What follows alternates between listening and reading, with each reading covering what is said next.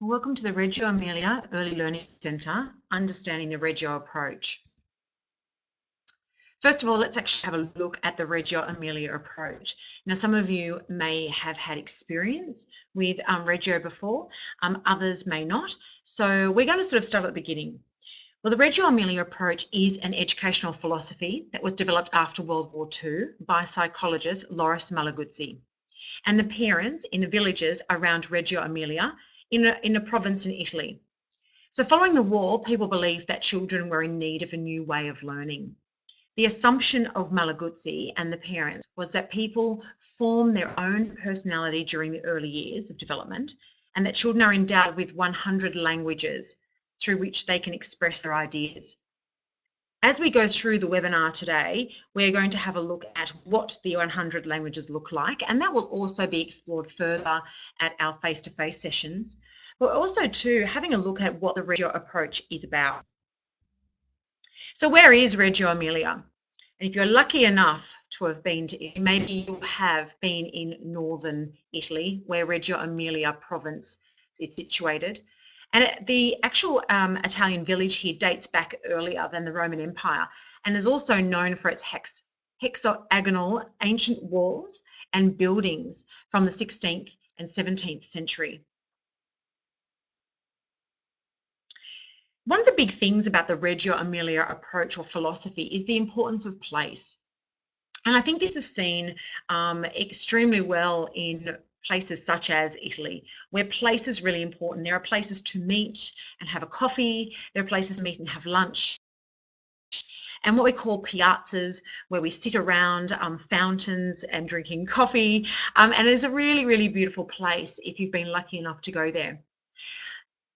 This is also very, very common in places of Reggio Emilia too, where there are meeting places. There's the piazza, there's the fountain. It is all about as community. So there's a great sense of belonging in these places where not only is family important, but children are important, the elderly are important, and your connection with your community and your surroundings are important. And so this is something that we want to recreate in our services. This is something we want to create in our pedagogy, in our philosophy, in our attitudes, that our sense of place is really, really important. And we are going to explore that concept further in our longer sessions. But the importance of place may be things such as children feeling safe and secure because they've got trust with our educators. Also too, parents feel they have a sense of place in our services because they are welcome and we build positive and authentic relationships with our families. The educators have a sense of place because they work together as a team and they feel respected. So it's not just about the place in terms of we've got the best resources. It's about the relationships around that sense of place. And this is something that's very unique to the Reggio philosophy. So what we have to start thinking about is our place. Do we just copy the Reggio philosophy or their approach? Well, no, we don't. But what we actually do is we start to come to understand their principles of their philosophy. We start to understand what place is about, the relationships. We start to understand how they see the child. We start to understand their connection with community, as well as the 100 languages and the project approach and our role as educators, as well as the environment. And I'm going to go through those with you in a moment. But what we have to understand, it's not about copying, because you can't copy something that comes from a different country or a different culture because it wouldn't make sense. So what we have to do is look at where our services are. Look at the culture within our services. Look at the educators, look at the families, look at what is important to them, look at our surroundings, and actually start to understand what it means to maybe be in a service in Parramatta. So we have to start looking at, let's look at the Reggio approach and their principles and embed this into our attitudes, our practices, our pedagogy. So then it reflects our place. So you think about when we're in our services in Parramatta, that we've got things surrounding us such as Australian native trees. We've got the CBD, we've got buildings, we've got traffic, we've got people. We've also got Indigenous culture that's quite predominant in this area. We've also got the Parramatta River. We've also got lots of different types of transport and obviously lots of different types of cultures. We've got restaurants and cafes. We've got a lovely big park. So we've got a balance of both CBD living as well as lakeside, parkside types of environments. And so we need to understand, what does that mean for us? What does that mean for children? How do children connect to that? How do we connect? How do families connect? And we need to start understanding that for our context and for this Reggio approach to then make sense in our context. So let's have a look at the top 10 principles. So the Reggio Emilia philosophy is based upon the following set of principles, and I've sort of grabbed the top 10, and I want you to start to understand this. I want you to start wanting to know more about this. I want you to start exploring this in your practices. I want you to start living and breathing this. This is what it's about. It's not just that I can rattle these off, the top 10, or I can cite all of these amazing words. We want to see it in your practices, in your everyday practices, in the way that you behave, in the way that you respond to children, in the way that you plan, in the way that you look and feel about your indoor and outdoor environments, in the way that you value and respect them, in the way you respect children and their way of learning, the way that you respect educators. Okay, so this is something that's not just about saying, oh, I know what the top 10 principles are and I can recite them off by heart. I want to see it in your behavior. I want to see it in your interactions. I want to see it in you as a person. And so the top 10 are: children must have some control over the direction of their learning. Okay, so this is about child-directed learning. This doesn't mean that we sit back and do nothing. And this does not mean that we then become in control of things, okay? This means that we listen to children, we engage in lots of discussions with children, we observe their behaviours, especially for children under the age of 2. Sometimes people think, oh, I don't know how to do that with under 2-year-olds. We have to be very in tune with children's behaviour and development. So when children are developing, they're going to be showing certain types of behaviours or challenges even, and we need to be very in tune with those behavioural cues to understand what children are doing.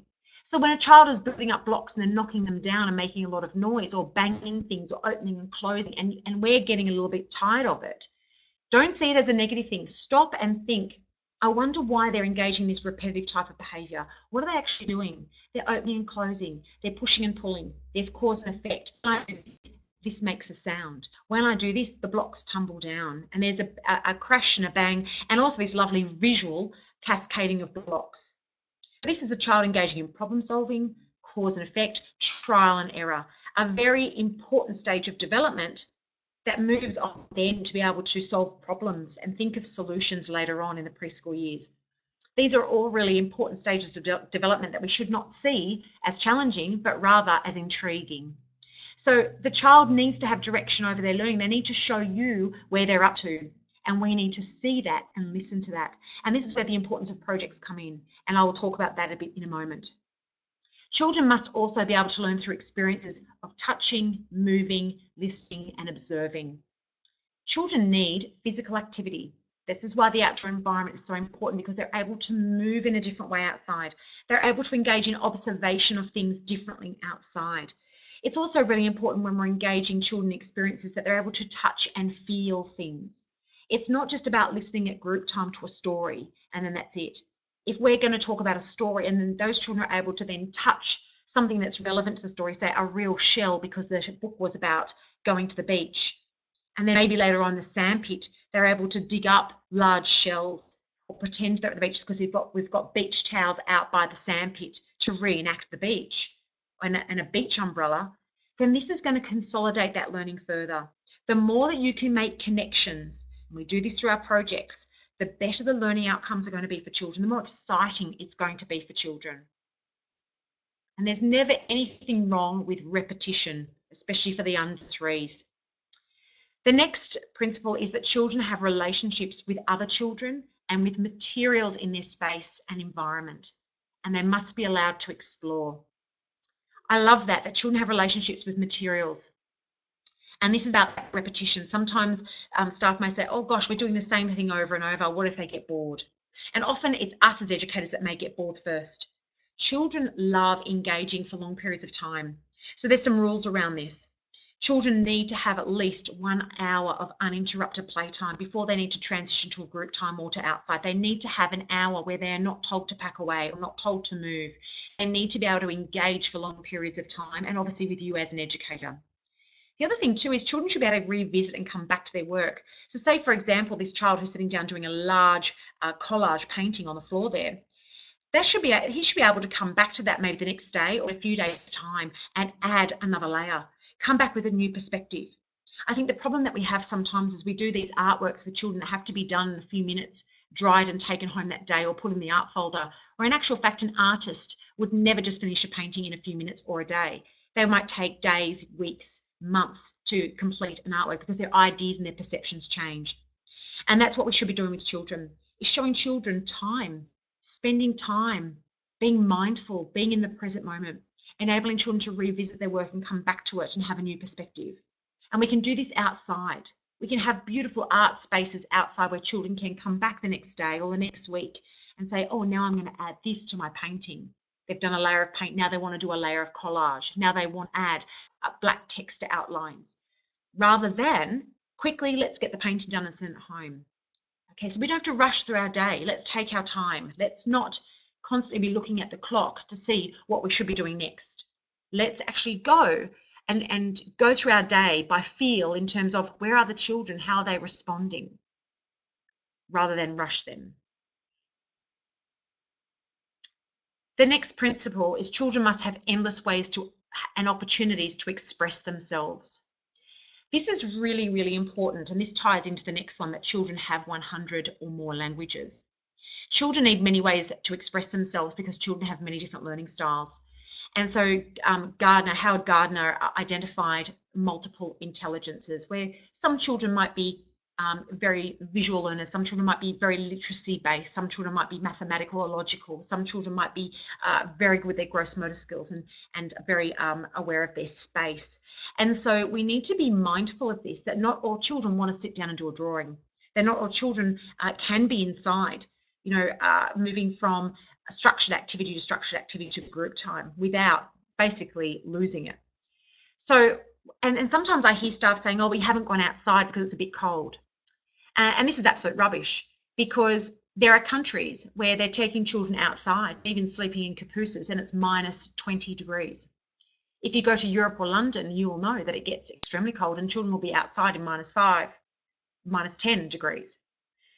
It is extremely important that we understand that going outside and having connection with the outdoor environment is absolutely critical for children's learning, for their development, for their mental and emotional well-being, for their health in terms of vitamin D, the need for vitamin D, also too the need for fresh air.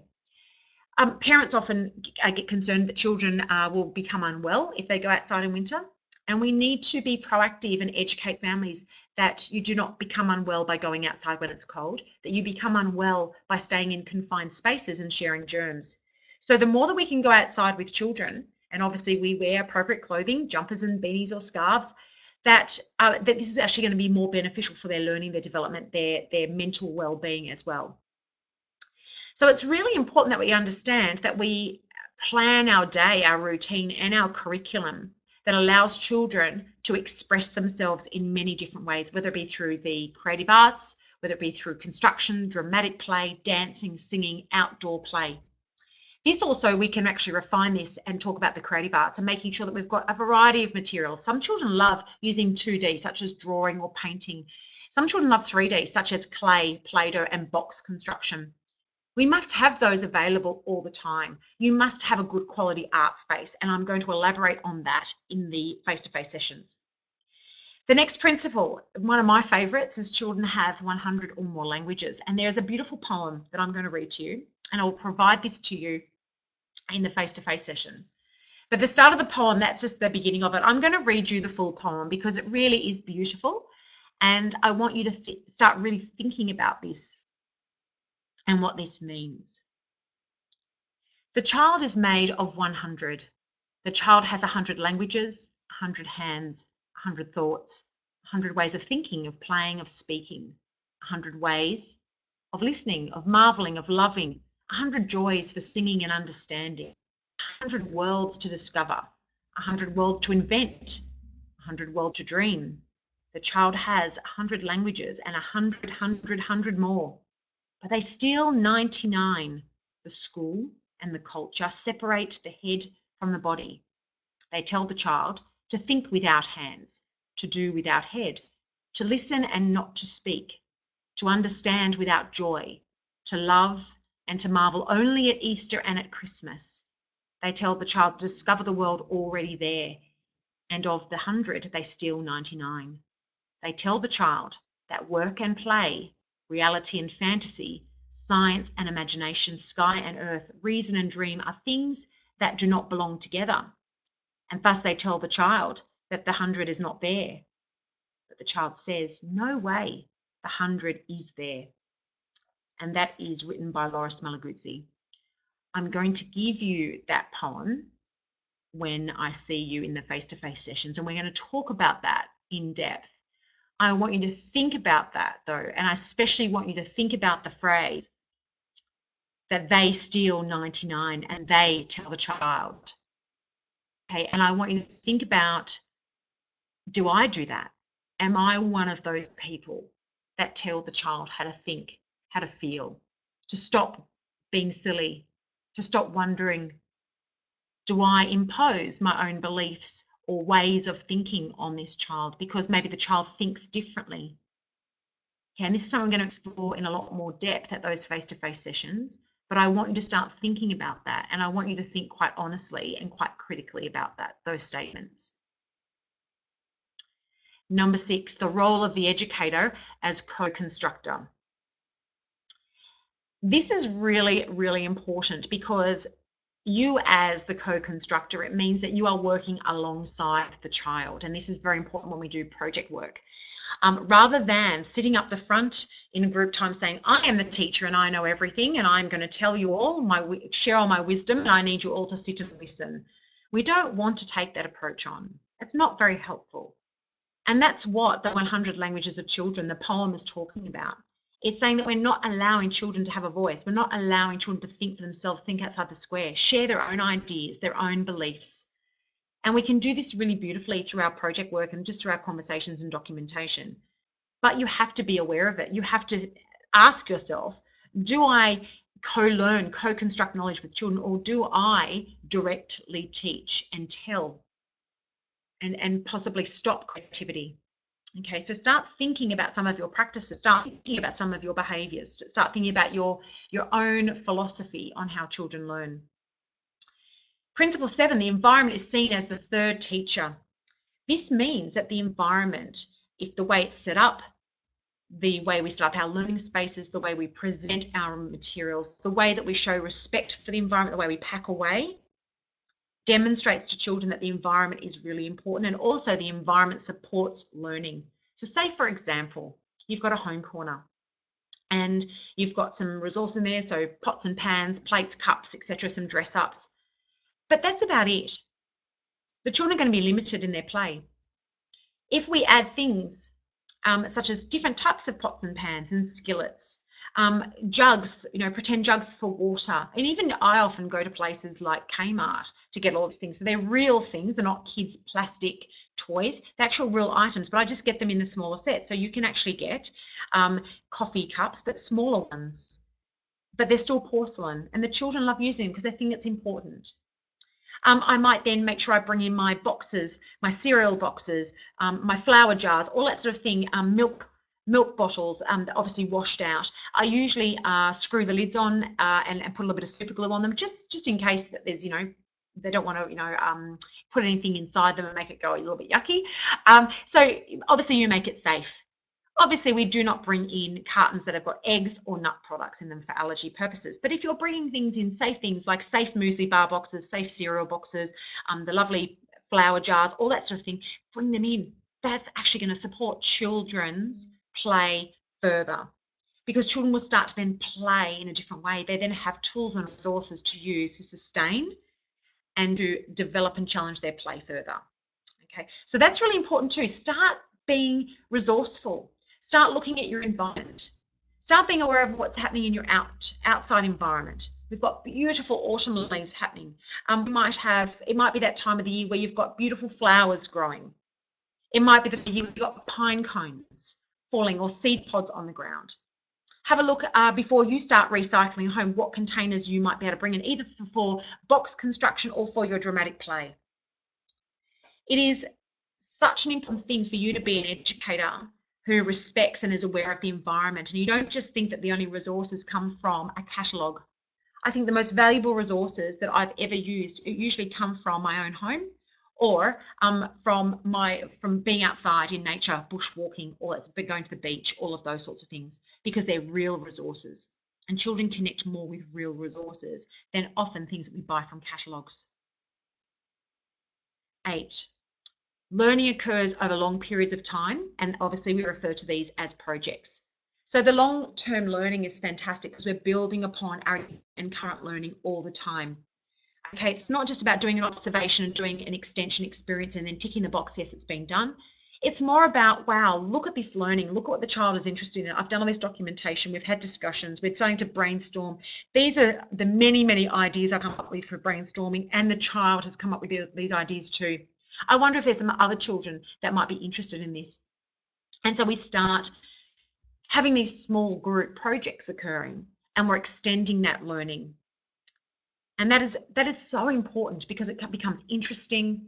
Children, like I said, build upon their existing knowledge. They build relationships. They make connections, obviously, within their internal community of the service, but also externally, because they might start bringing in things from home to share that's relevant to that project.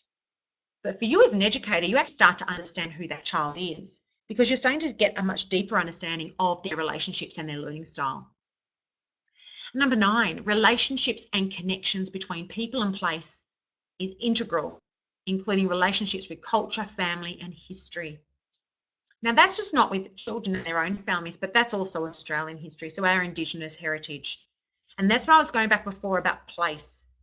Okay, there's no point in just imitating Reggio Emilia from Italy because it's not relevant to our cultural context.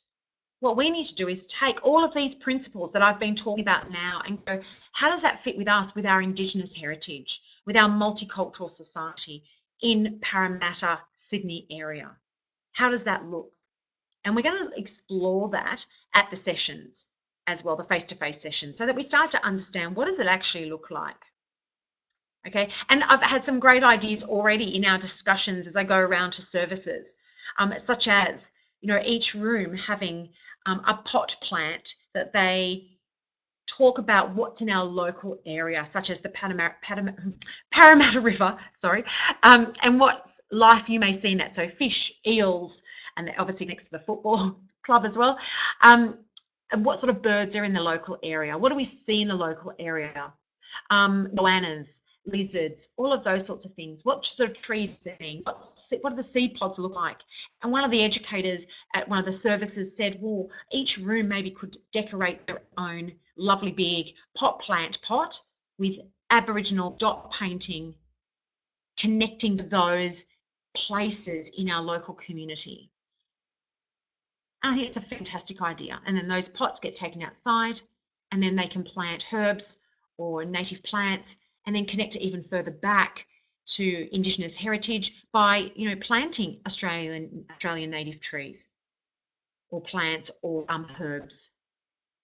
And so this is what it's about. It's making those beautiful connections. And that's a beautiful experience for children to engage in this creative art, connected with Indigenous culture, then moving on to planting and then caring for the environment.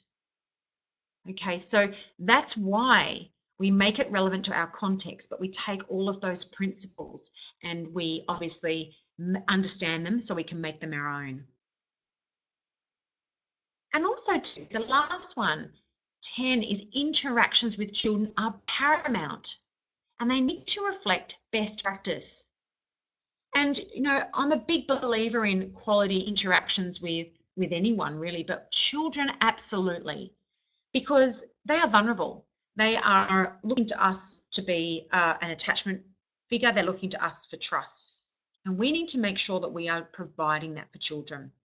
Some of my big, strong points in terms of quality interactions with children is make eye contact. Obviously, make sure it's culturally appropriate, but eye contact, have an open body language, and smile.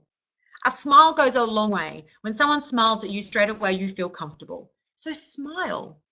Be available to the child. Being available means that you're actually sitting on the floor or at their level, sitting on a child-sized chair, and you're available to them. You're not in front of a computer. You're not turned your back. You're not writing copious amounts of notes. You're not standing up talking to another staff.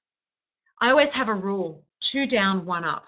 And that means 2 staff. If you've got 3 staff in the room, 2 staff must be on the floor with the children, and 1 staff can be up doing something, whether it be sweeping the floor, answering the phone, changing a nappy. As soon as 2 staff are up, you'll find that children become unsettled, especially babies, and they'll start to cry or they'll start to injure each other or themselves. So no matter what, if a job has to be done, you actually communicate and you say, okay, so nappies to be done and the floor needs to be swept. How about we sweep the floor first and then we'll start the nappies? Not both of you start doing things and then 1 staff member is left with all these children. That creates stress as well for the other educators. So be available to children. Be aware of when they need you. Listen to their verbal cues and their body language. Okay, obviously when they're older, they can articulate what they need. Younger children will only show you that through their body language. So be aware of this. Be in tune with this. Ask open-ended questions, and this is for any age group. So you might ask an open-ended question for babies. It might be that you've got 2 bibs. You might say, which bib would you like to wear? And they might point to one or look at one. You are giving the child choice. That's teaching them how to make decisions, how to problem solve. It's also about receptive language skills as well, and questions and understanding language and vocabulary. But for older children, don't give them the answers. Ask more questions. That's really important.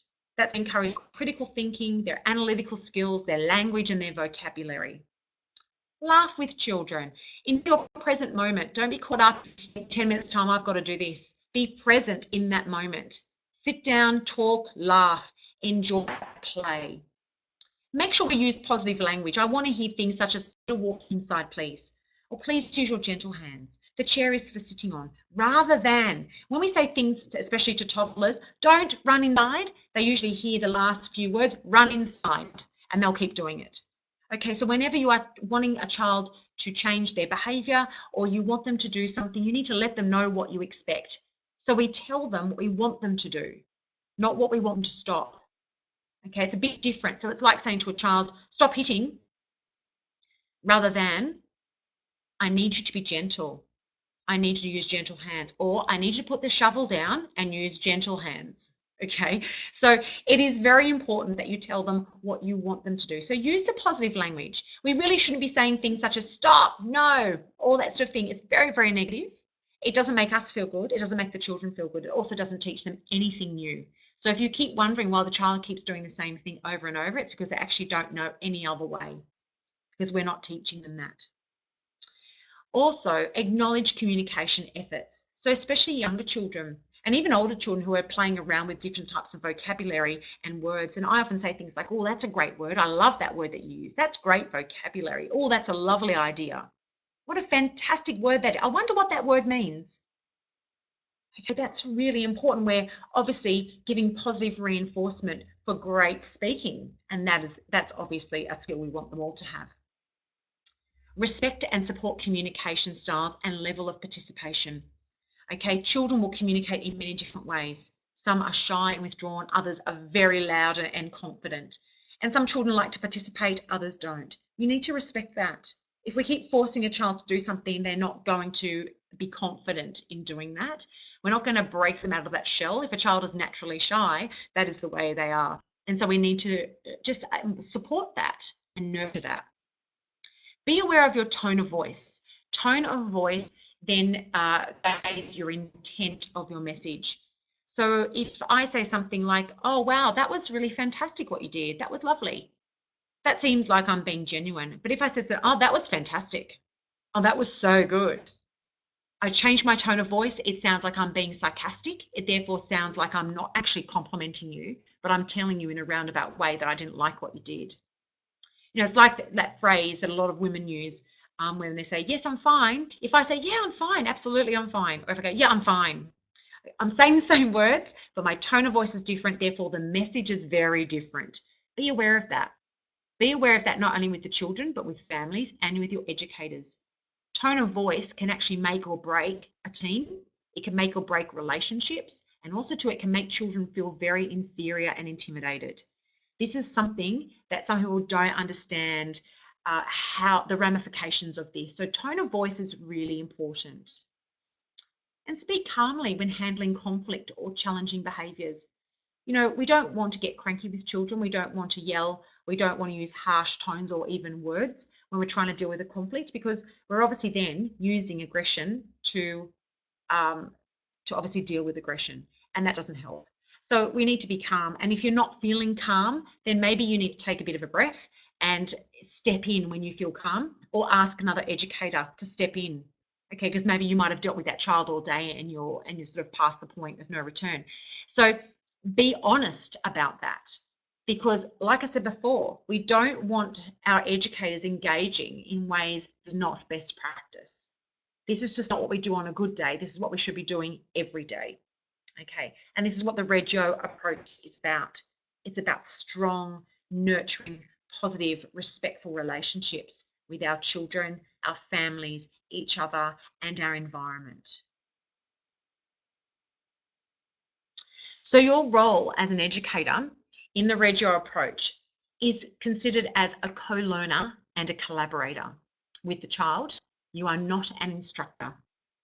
Okay, so educators are encouraged to facilitate child's learning by planning experiences based on the child's interests, asking questions for further understanding, and actively engaging in learning alongside the child.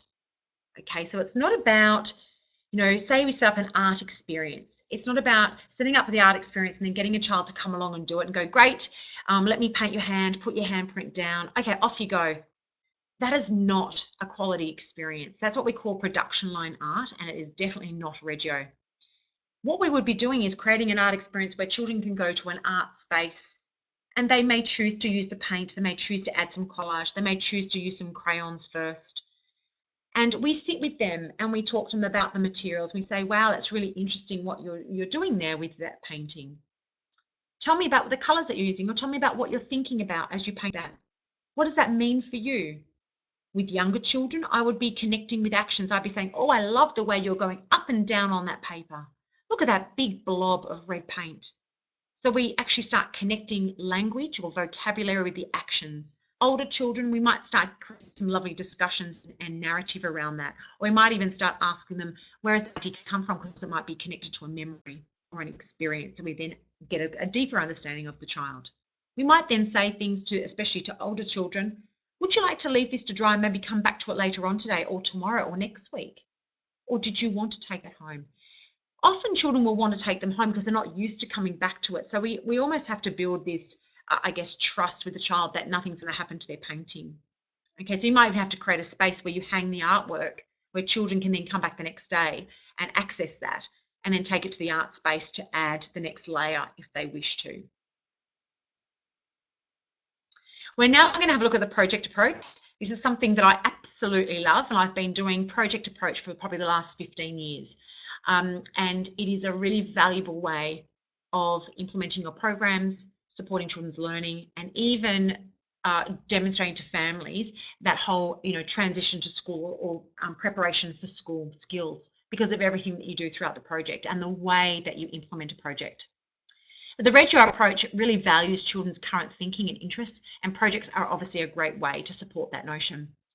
A project is planned and it's thoughtful. And you may not necessarily stay on one topic or even solve the question.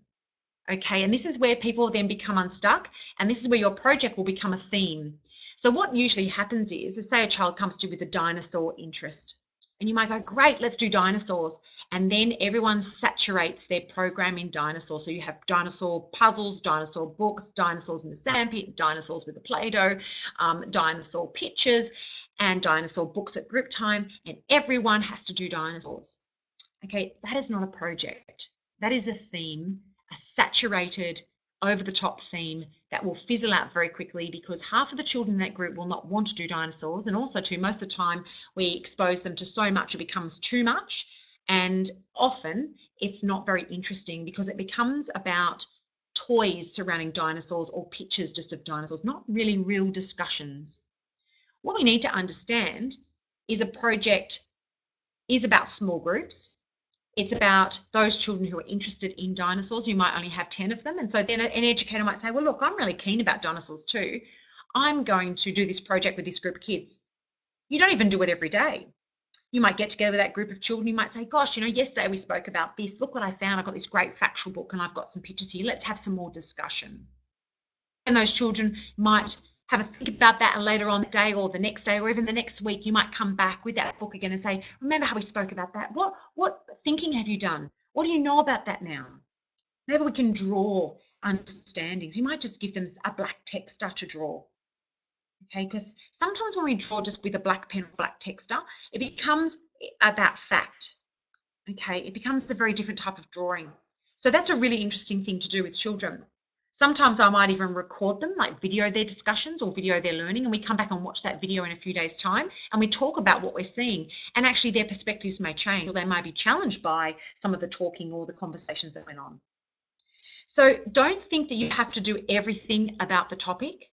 Don't think every single child has to be involved, because you might have a dinosaur project going with one group of 10 kids, and then another project on the environment, gardening, with another group of children. Okay, so you don't force children to be part of a project, because that again goes against supporting children's learning. You offer it. We offer all of our other normal experiences in our day, in our routine, in our curriculum, at our learning spaces. And then you might have conversations at Yarning Circle about the projects that are currently running or interests that are happening. You might put a couple of factual books in the book corner. You might set up a table that is about the dinosaur project. So you might add to that on a daily or weekly, mostly a weekly basis, the new sort of concept that you might be, exploring. Another big thing too is a project, like, you don't have to solve the problem, or you don't have to just only talk about dinosaurs. What we do is actually brainstorm, go, hold on, where possibilities here. Dinosaurs could lead me on to, obviously, extinction, the environment. How did dinosaurs become extinct? How did evolution happen? What happens with the environment? Dinosaur bones, human bones, our health, our well-being.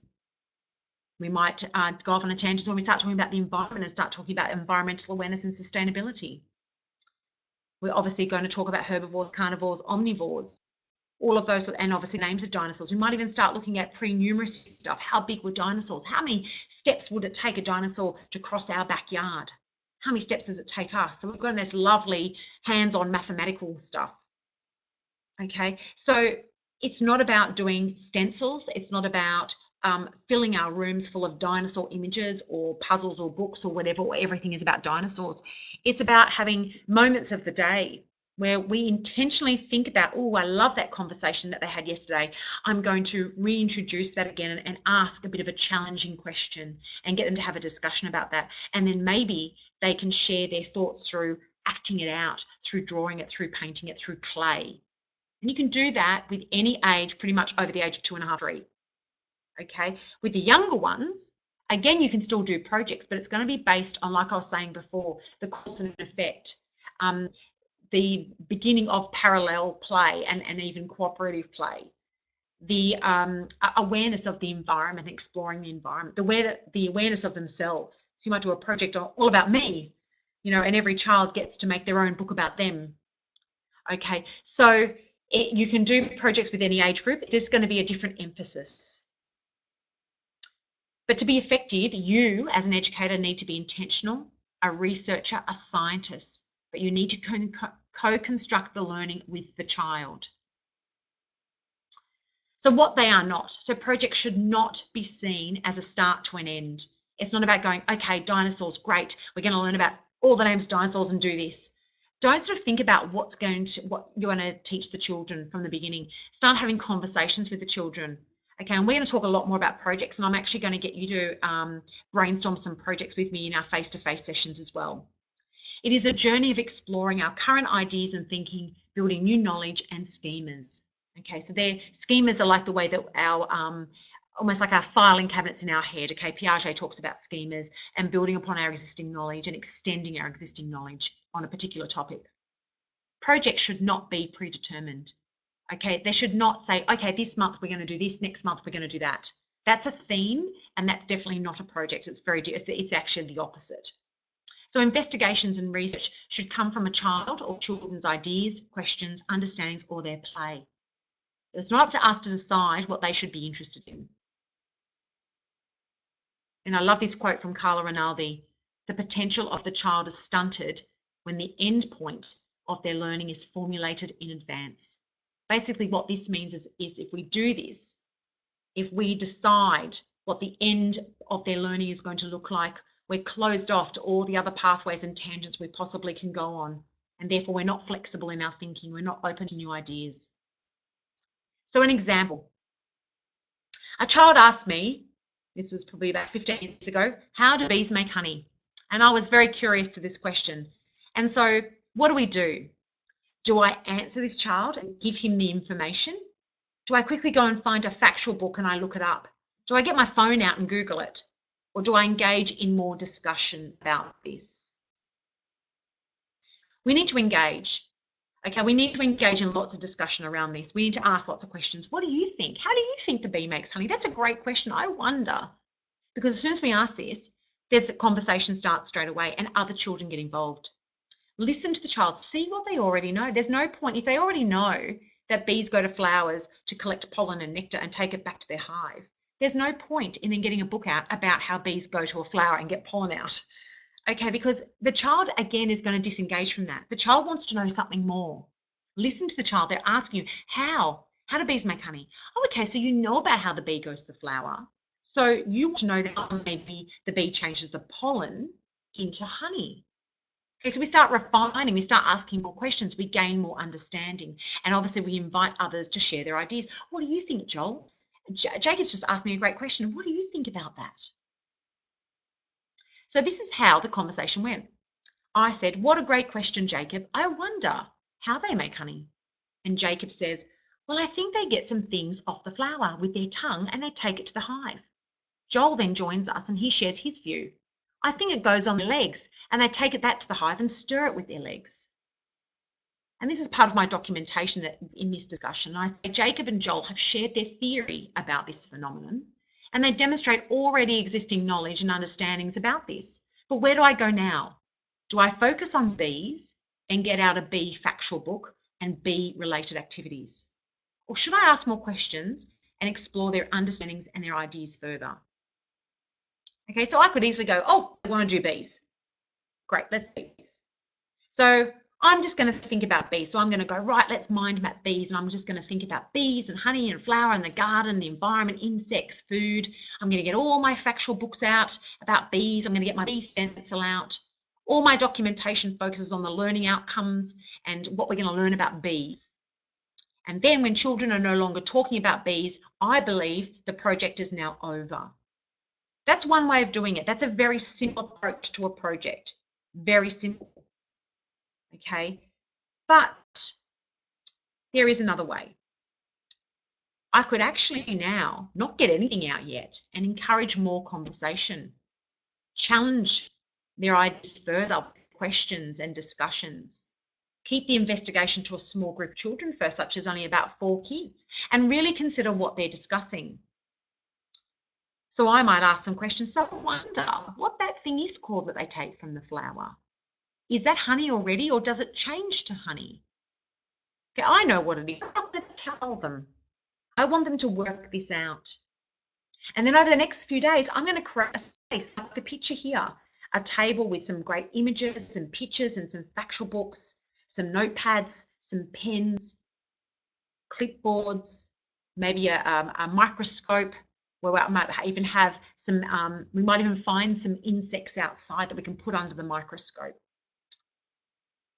This is absolutely critical. It is such a different approach. Okay, this approach that I just showed you before is only going to be about bees, and they're only ever talk about bees and the basic things that we have decided. This one, I'm opening it up. I'm keeping it flexible. I'm going to create an interest space, but I'm going to ask some more questions. And we have to think about, if we've got this predetermined thinking and mind mapping that is too focused, or experiences that are on the surface or are limiting, it doesn't promote any more investigational learning. However, if we asked a question as our first provocation or offering, as our extension basically, the potential learning starts to begin right there. We don't have to learn everything about bees, but what we might spend our time on is exploring children's understanding of how honey is made, opening up for many more explorations. So this conversation, this is a real project that occurred with me 15 years ago. And so we continued. So I asked them, so I wonder what that thing is called that they take from the flower. Is this honey already, or does it change to honey? And Joel contemplates for a moment. However, Jacob is quick to answer, no, it's not honey yet. It's called pollen. And after they mix it up, it changes to honey. Joel agrees that it's not honey. However, he challenges Jacob. It says, it's not pollen, Jacob, it's nectar. Amelia now joins the discussion and adds, I think it's nectar, as the birds eat that from the flower, but I don't know how to make honey from that. And Joel also adds, and there is only one queen bee. She looks after everyone. Then the conversation changes direction. Amelia pauses and then slowly speaks, carefully considering what she's about to say. The queen must have a lot of love because there are so many bees in the hive. I am surprised by this new line of thinking, and I'm curious as to where this is going to go. And Joel challenges, do insects have love? Amelia is quick to respond, well, yes, of course they do. She's a queen and a mum. Jacob adds to this conversation, they have love because they are alive, and to be alive you have a heart, and a heart makes the love. How intriguing. So would a mind map or a factual book only about bees arrived at that place? And where can we go next? These children, like I could have just easily got out a factual book with this group of children and said, right, we're going to learn about bees, and got straight to it, got really excited, jumped straight into it. But because I sat back for a bit and I let the conversation unfold and I asked more questions, this beautiful conversation about bees having love and caring and nurturing their offspring and having empathy and relationships started to evolve. So not only were we talking about making honey, but we're also talking about, do insects actually feel love? And so this is where we now start to identify the main interests and knowledge of this group. We start to refine this and think more about what offerings or provocations or extensions can I now provide? Remembering too, that could be more questions or discussions. So I then sort of start to think, okay, where to next? The main concepts that children are showing is that bees have feelings and can love, and obviously how do we make honey? And what I'm now starting to think about, well, what provocation or offering, what new questions or insight or experiences? What I want to do now is explore emotions and maternal or paternal love. Explore insects' ability to love, insect cognition. Do insects actually think about things?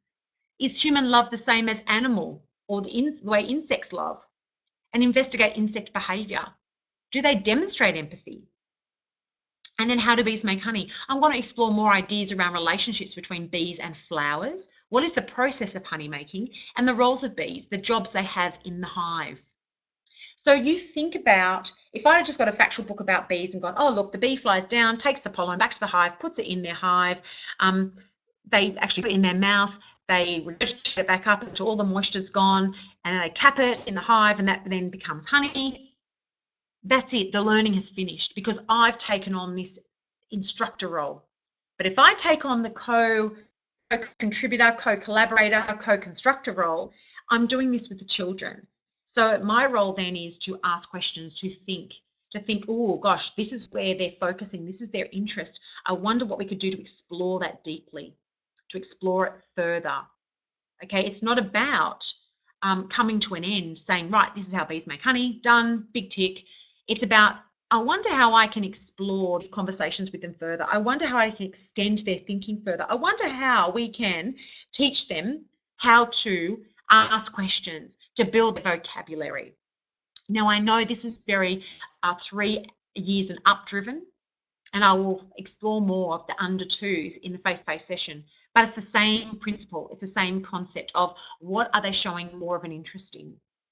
Okay, and how are we going to explore that further? What resources, what behaviours can we, I guess, support this love of cause and effect, or this love of trial and error, or sensory exploration. Okay, so it's the same principle, same concept, but obviously we're not going to be having deep conversations with these children. It's going to be more about watching their body language.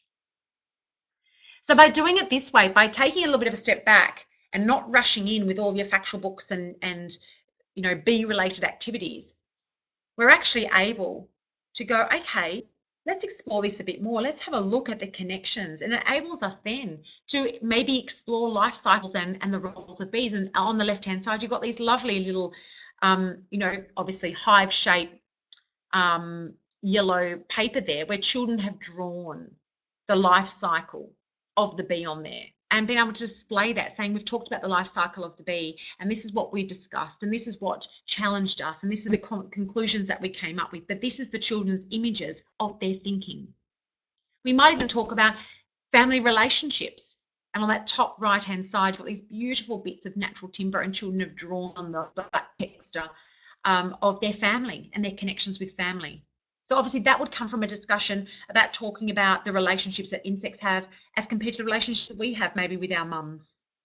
And the bottom here, we've got obviously exploration of the natural environment, which would be part of that discussion, because obviously without bees, we wouldn't have the beautiful fruits and vegetables or plants that we have now. So again, we're talking about the significance of bees for the environment, which then connects to flowers, herbs, vegetables, fruit, etc. So by co-constructing the knowledge with children through the project, you allow greater learning rather than tokenistic and craft-based experiences. And while some of the images below, so these little cup bees or a bee stencil may seem cute, they're actually really limiting children's creativity. They're limiting their critical thinking. It's limiting their language and collaborative skills. It's really important to understand that these types of teacher-directed or closed experiences are not reflective of the Reggio approach.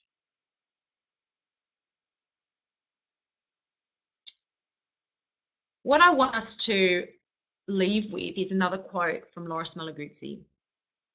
He says, stand aside for a while and leave room for learning. Observe carefully what children do, and then when you have understood well, perhaps teaching will be different from before. What this basically means is don't jump in too quick. Don't assume, okay? Don't make judgments, and don't think that if a child asks a question that it's going to be about that. Project work and our work with children, our curriculum development, our environments should be relaxed. They should be calm. They should be mindful and present. And what this quote means is allow children to explore materials over and over. Allow them to have relationships with those materials, whether it be clay, whether it be paint. Allow them to build upon that. Allow them to build their skills and their competence and their confidence with those things. Okay, it's not about changing everything all the time. It's not about saying, oh gosh, they don't know how to use it, I'm going to put it away. If they don't know how to use something, we need to demonstrate. If they seem like they are using something simply, then obviously engage them with that even more until they understand the properties of that material, how that material can function, can be used. Then once they master that, we might add a new challenge to that material. So once they start to master Play-Doh or clay, we might add something to that. So they go, oh, okay, I've now got clay with paddle pop sticks. What do I now do now? This changes the properties. This changes the way this material can be used. So now I'm back to square one of not knowing, but that's really important. That's what learning is about. Moving from equilibrium into disequilibrium, building up what Piaget calls those schemas. Okay, that is absolutely critical. So don't jump. Don't do this for children. Don't instruct them. Don't tell them to paint or do the work, but provide offerings or provocations, planting the seed through imitation or role modeling, through just a question of, oh, it seems a bit tricky, doesn't it? I wonder how else we could do that so it might stay upright. It's not about telling them, but maybe planting the seed so they start thinking differently about something. And that's what a project is all about. It's not about learning everything about bees or doing B activities. It's about enabling children to have conversations, to support their language and literacy, to support their thinking, to support their confidence in small group learning, to be excited about learning, to connect with community and connect with their space and their relationships around them. That's what projects are for. And basically the interest that the child is showing, we use that obviously to learn more about that interest and to explore that interest, but we're also exploring all these other wonderful life foundation skills, these beautiful learning skills, how to self-resource our own learning, but also to have passion about our learning and our environment and the relationships that obviously make all that up as well. So that does bring us to the end of our session. What you have now is a link here, and this is a short survey which will give me some more information about how you see the Reggio philosophy and obviously areas that we need to support staff in further. The survey shouldn't take you any more than a few moments. Please complete this. It is a requirement. You must complete this. It will come to me, and then I'll be able to go through your responses, which will help me then understand how I need to support services or individual staff, and also to what we definitely need to cover in those face-to-face sessions. So thank you very much for listening to this webinar. I hope you have enjoyed it. Please now you can click on your handouts on that hyperlink. Otherwise, please ask one of your managers to provide you with access to this SurveyMonkey link for the Reggio survey. Thanks very much and enjoy the rest of your day.